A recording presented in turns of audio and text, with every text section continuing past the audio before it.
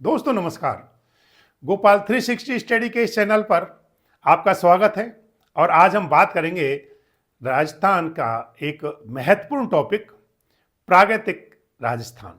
जी हाँ, प्रागैतिक राजस्थान, जिसके बारे में पढ़ने से पहले हम इतिहास का काल विभाजन पढ़ना जरूरी समझेंगे, क्योंकि जब तक हम इतिहास का काल विभाजन नहीं समझ पाएंगे तब तक हम प्रागैतिक इतिहास, राजस्थान का जो इतिहास है उसको नहीं पढ़ पाएंगे। तो दोस्तों सबसे पहले हम कोशिश करते हैं इसको जानने के लिए कि इतिहास का काल विभाजन किस तरह से हुआ। दोस्तों इतिहास के काल को तीन भागों में बांटा जा सकता है। एक तो है प्रागैतिक इतिहास, प्रागैतिक ऐतिहासिक युग, प्री हिस्टोरिक एज। दूसरा है आद्य ऐतिहासिक युग, जिसको कहते हैं प्रोटो हिस्टोरिक एज। और तीसरा है ऐतिहासिक युग, जिसको कहते हैं हिस्टोरिक एज। तो इस तरह से इतिहास को तीन कालखंडों में हमने बांट लिया। प्रागैतिक ऐतिहासिक युग यानी प्री हिस्टोरिक, आदि ऐतिहासिक यानी प्रोटो हिस्टोरिक, और ऐतिहासिक युग यानी हिस्टोरिक एज। दोस्तों प्रागैतिक इतिहास जो है उसमें उसकी विशेषताएं हम थोड़े से पढ़ लेते हैं कि इसमें लिखित साक्ष्य कोई नहीं मिला, यानी कि जो मानव लिपि है, जो स्क्रिप्ट है, उसका प्रचलन नहीं था। लोग जो है लिपि का उपयोग नहीं करते थे। और इसकी जो उत्पत्ति है, ये कब, इस काल जो है ये मानव उत्पत्ति से करीब 3000 ईस्वा पूर्व, यानी पूर्व हड़प्पा का जो काल है वो प्रागैतिक ऐतिहासिक काल कहलाता है। पूर्व हड़प्पा से पहले का जो समय है वो प्रागैतिहासिक युग कहलाता है, प्री हिस्टोरिक एज कहलाता है। दूसरा है दोस्तों आद्य ऐतिहासिक, जिसको प्रोटो हिस्टोरिक कहा जाता है। प्रोटो हिस्टोरिक की जो खासियत है, विशेषता है, वो क्या है, इसमें लिखित साक्ष्य तो उपलब्ध हैं लेकिन लिपि को अभी तक पढ़ा नहीं जा सका। इसकी लिपि को पढ़ना संभव नहीं हुआ। जैसे हड़प्पा की लिपि है, मोहनजोदड़ो में प्राप्त जो लिपियां हैं उनको हम अब तक नहीं पढ़ पाए। तो ये आद्य ऐतिहासिक युग में आती है, प्रोटो हिस्टोरिक एज। दोस्तों इसमें ये नगरीय सभ्यता थी। आद्य ऐतिहासिक यानी प्रोटो हिस्टोरिक एज कैसी थी, नगरीय सभ्यता थी। और इसका कालखंड जो है हड़प्पा से करीब लेकर के करीब 600 ईस्वी पूर्व तक माना जा सकता है। हड़प्पा से लेकर के 600 ईस्वी पूर्व तक इसका कालखंड माना जा सकता है। और इसमें कौन कौन शामिल हैं, हड़प्पा, मोहनजोदड़ो, चहुंदड़ो, लोथल, कालीबंगा, वनमाली। ये दोस्तों कांस्ययुगीन सभ्यता है, ब्रॉन्ज एज की सभ्यता है। आद्य ऐतिहासिक युग की जो है ये कांस्ययुगीन सभ्यता है, जिसमें ये परिपक्व हड़प्पा संस्कृति कहलाती है। परिपक्व हड़प्पा संस्कृति का मतलब है कि हड़प्पा संस्कृति पहले ही शुरू हो चुकी थी, लेकिन आद्य ऐतिहासिक यानी प्रोटो हिस्टोरिक एज में ये हड़प्पा संस्कृति जो है परिपक्व हो चुकी थी। और कांसे का यहाँ पर बहुतायत से जो औजार हैं, उपकरण हैं, वो बनने शुरू हो गए थे। कांसे की खोज हो चुकी थी। दोस्तों तांबा और टिन दोनों मिलाकर के इन लोगों ने कांसा तैयार किया था, जिससे औजार जो हैं और हथियार हैं वो थोड़े, क्योंकि तांबे के जो औजार होते हैं वो थोड़े नरम मुलायम होते हैं, लेकिन आद्य ऐतिहासिक काल में जब कांसे का प्रयोग होने लगा तो उस समय औजार जो हैं खेती करने के काम आने लगे। इस तरह के औजार और उपकरण जो तैयार होने लगे थे। दोस्तों तीसरा कालखंड है ऐतिहासिक युग, हिस्टोरिक एज। ये इसमें जो है लिखित साक्ष्य मिले हैं, स्पष्ट साक्ष्य मिलते हैं, जो आज तक का युग है। और इसमें स्क्रिप्ट को आसानी से बिल्कुल पढ़ा भी जा सकता है। 600 ईस्वी पूर्व से वर्तमान का समय इसमें हम शामिल कर सकते हैं। दोस्तों इसमें वैदिक काल और उसके बाद लोह काल, क्योंकि लोहे का आविष्कार हिस्टोरिक एज में ही हुआ था। और इसमें इसके बाद महाजनपद काल आया, फिर मगध आया, फिर कुषाण, सातवाहन, गुप्त काल, फिर हर्ष काल। और इसके बाद ये हर्ष के बाद पूरे भारत का जो साम्राज्य है वो छोटे छोटे राज्यों में विभक्त हो गया, यानी विभिन्न राजपूत कालों का उदय हुआ। तो इस तरह से हम इस इतिहास को तीन कालखंडों में बांट करके पढ़ सकते हैं, प्रागैतिक काल, आदि ऐतिहासिक काल और ऐतिहासिक काल। दोस्तों हमने जो प्रागैतिक राजस्थान की बात करते हैं तो सबसे पहले हमने आदि ऐतिहासिक और ऐतिहासिक को भी साथ में पढ़ लिया। दोस्तों प्राग ऐतिहासिक जो काल है, प्री हिस्टोरिक जो एज है, इसको भी हम 3 भागों में बांट करके पढ़ेंगे। इसको पहले तो 2 भागों में बांटते हैं, पाषाण काल जिसको हम कहते हैं स्टोन एज, और दूसरा है ताम्र पाषाण काल जिसको कहते हैं कैलकोलिथिक एज।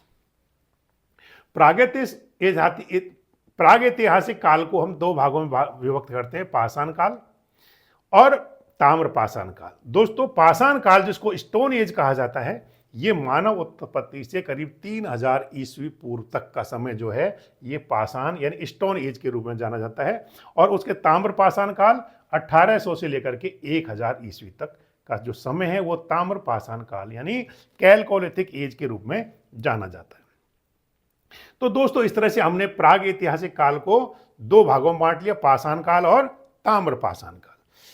जो पाषाण काल है दोस्तों, अब इसकी बात करते हैं। सबसे पहले पाषाण काल को भी 3 भागों में बांट सकते हैं, पूर्व पाषाण काल, मध्य पाषाण काल और नव पाषाण काल। तो दोस्तों पूर्व पाषाण काल, इस समय धरती जो है हिमयुग का समय था। पूर्व पाषाण काल का जो समय था इसमें क्या था, धरती पर हिम युग का समय था और यहां पर बहुत ही आर्द्र मौसम हुआ करता था। दोस्तों यहां पर लोग क्या करते थे, केवल शिकार करते थे और भोजन को इकट्ठा करते थे। शिकार करना उनका काम था और भोजन इकट्ठा करना ही उनका काम था।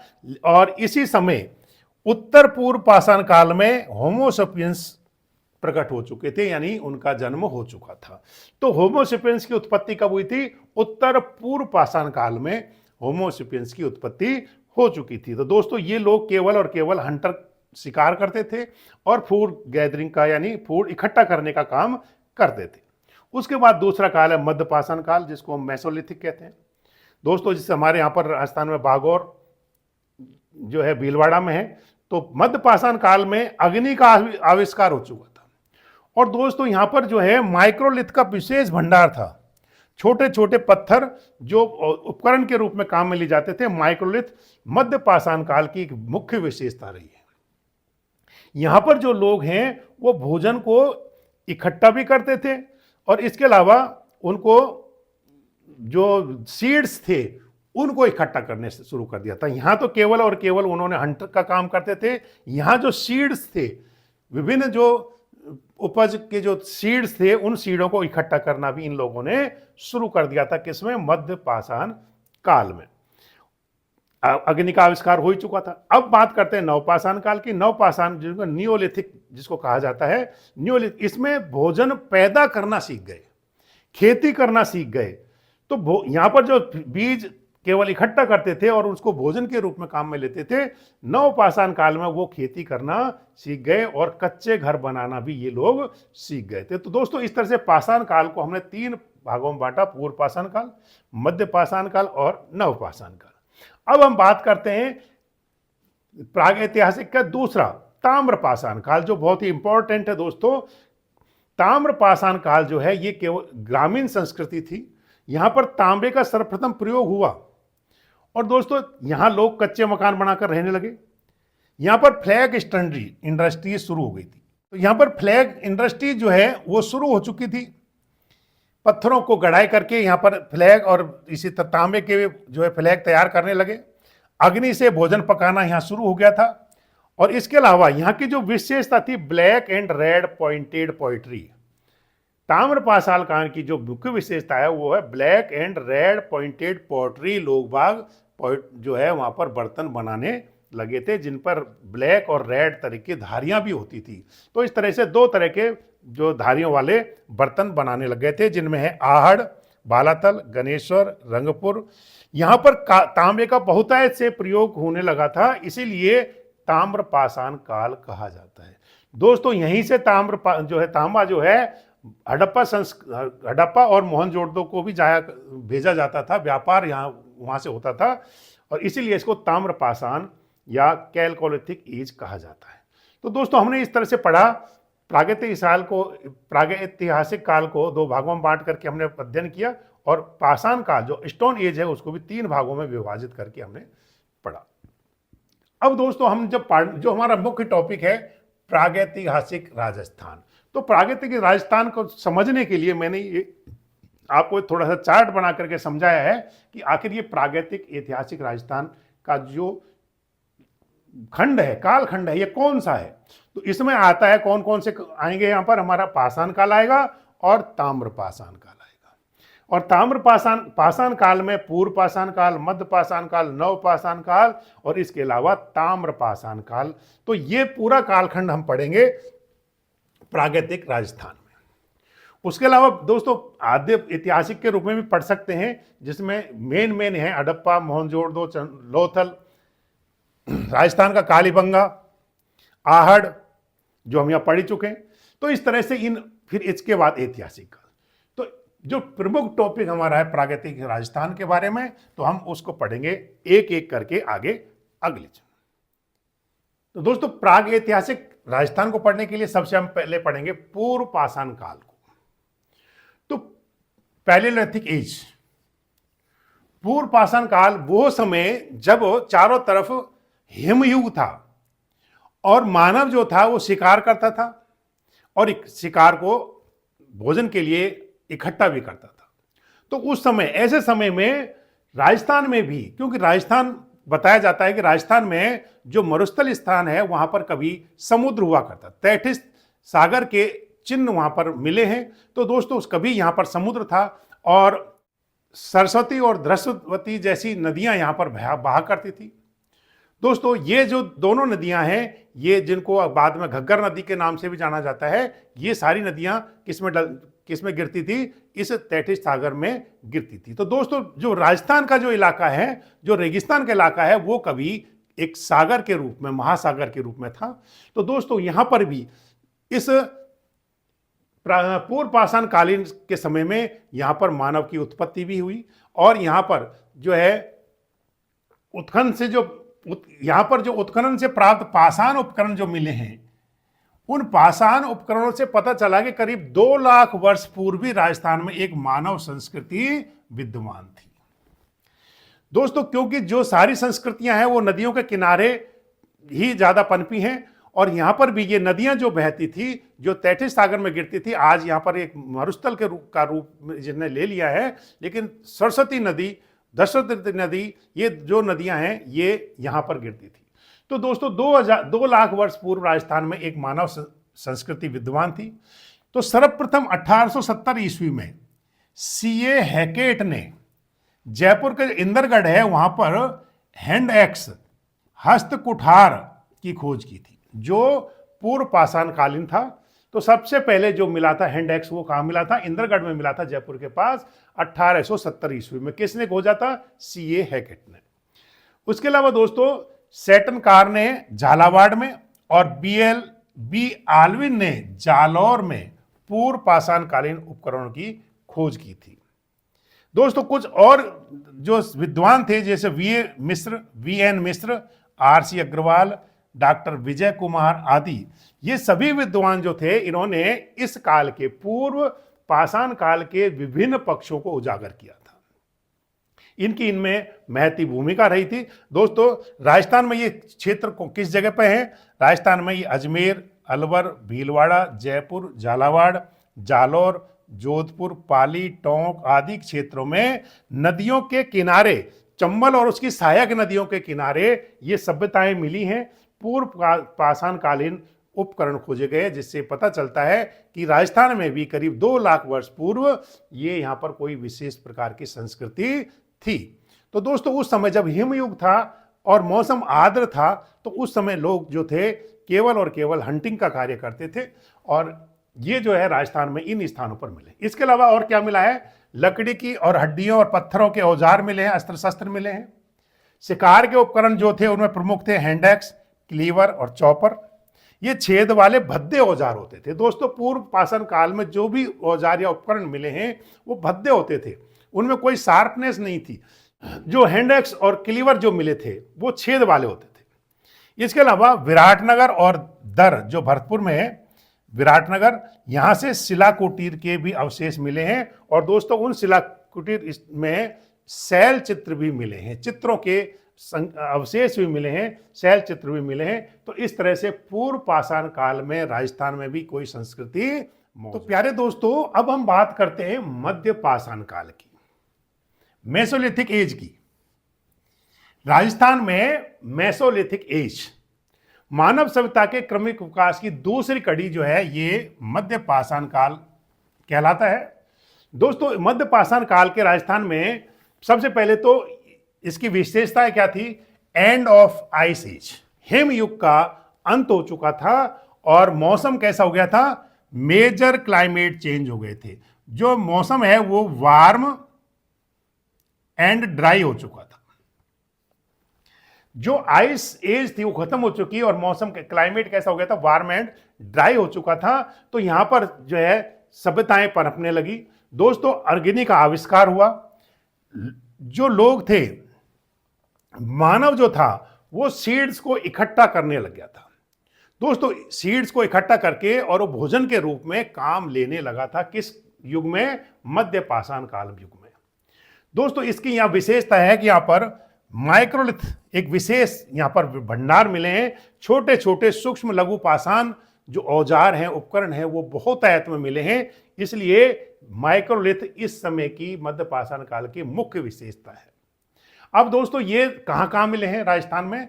पश्चिमी राजस्थान में लूनी नदी और उसके सहायक नदियों के आसपास, चित्तौड़ की बेड़च नदी घाटी में।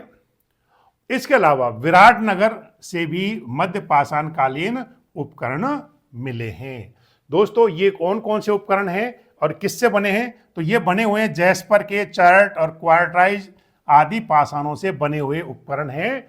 और इनमें कौन कौन से आते हैं? एक तो ब्लेड, इनग्रेवर, ट्रायंगल, ट्रोपाज, स्क्रैपर, पॉइंटर, ये सभी उपकरण जो माइक्रोलिथ थे, ये इन स्थानों पर मिले हैं। दोस्तों, लघु पाषाण उपकरण यहां बहुत ज्यादा मिले हैं, इसलिए इसको माइक्रोलिथ कहा गया था। इन सभी लघु पाषाणों को क्या कहा गया था? माइक्रोलिथ कहा गया था। ये बहुतायत में मिले थे और राजस्थान के पश्चिमी राजस्थान में लूनी नदी, उसकी सहायक नदियों पर, चित्तौड़ की बेड़च नदी पर और विराटनगर से ये बहुतायत में मिले थे। तो दोस्तों, अब बात करते हैं इसके बाद हम नव पाषाण काल की। तो यहां पर तो मानव जो है सीड्स को इकट्ठा करना सीख गया था। अब दोस्तों, और अग्नि का आविष्कार भी हो चुका था। अब नवपाषाण काल में राजस्थान की क्या स्थिति थी, इसके बारे में बात करते हैं। तो दोस्तों, अब बात करते हैं नवपाषाण काल। नवपाषाण काल या उत्तर पाषाण काल। दोस्तों, इसकी क्या विशेषता है कि जो मानव है वो फूड प्रोसेसर बन गया था, यानी खुद फूड प्रोड्यूस करता था, भोजन उत्पादन करता था, स्वयं भोजन बनाना, कच्चे घरों में रहना और कच्चे घरों की जो है मिट्टी से लिपाई करना। इसके अलावा दोस्तों, जो कुल्हाड़ी वगैरह जो मिली हैं वो पॉलिश्ड स्टोन की हैं, यानी उनको बिल्कुल पॉलिश किए हुए जो पत्थर हैं उनसे जो है ये कुल्हाड़ियाँ वगैरह बनाई गई थी। खेती की शुरुआत हो चुकी थी। मेहरगढ़ जो है इसका एक उदाहरण है जहाँ पर खेती की सबसे पहले शुरुआत हुई थी। तो खेती की शुरुआत इन्होंने की थी। चावल के साक्ष्य भी मिले हैं। कोलवी हवा में जो है चावल के साक्ष्य मिले हैं। ये राजस्थान में नहीं है, लेकिन सबसे पहले चावल के साक्ष्य यहीं से मिले थे। दोस्तों, आग का उपयोग खाना बनाने में होने लगा और इसके अलावा धातुओं को पिघलाने में भी आग का उपयोग करने लगे थे नवपाषाण या उत्तर पाषाण काल में। अब दोस्तों, राजस्थान में ये सभ्यता कहाँ कहाँ पर थी? अजमेर, नागौर, सीकर, झुंझुनू, जयपुर, उदयपुर, चित्तौड़गढ़, जोधपुर आदि स्थानों पर उत्तर पाषाण कालीन सभ्यता के उपकरण और औजार मिले हैं। दोस्तों, इनमें स्क्रैपर, एक्स आदि उपकरण जो है विशेष रूप से उल्लेखनीय है। और इनकी जो है भीलवाड़ा के बागौर में ये सभ्यता के विशेष चिन्ह मिले हैं। दोस्तों, ये मध्य पाषाण कालीन के भी हैं और पाषाण कालीन, नवपाषाण कालीन के भी हैं। इसी तरह से बाड़मेर में लूनी नदी के किनारे तिलवाड़ा नामक स्थान पर भी प्राप्त उपकरणों जो है वो विशेष उल्लेखनीय है। भीलवाड़ा के जो बागौर है ये कोठारी नदी पर है और बाड़मेर में ये लूनी नदी के किनारे पर तिलवाड़ा नामक स्थान है जहां से विभिन्न प्रकार के हमको उपकरण मिले हैं और औजार मिले हैं जो विशेष उल्लेखनीय है। दोस्तों भागौर सभ्यता, इसके भी 5 स्तर मिले हैं, अलग अलग स्तरों पर 5 प्रकार के यहाँ पर जो है धातुओं के औजार मिले हैं, छेद वाली सुई मिली, इस तरह से बहुत सारी चीजें मिली हैं। तो ये नवपाषाण काल का जो इतिहास रहा है कहाँ, राजस्थान में।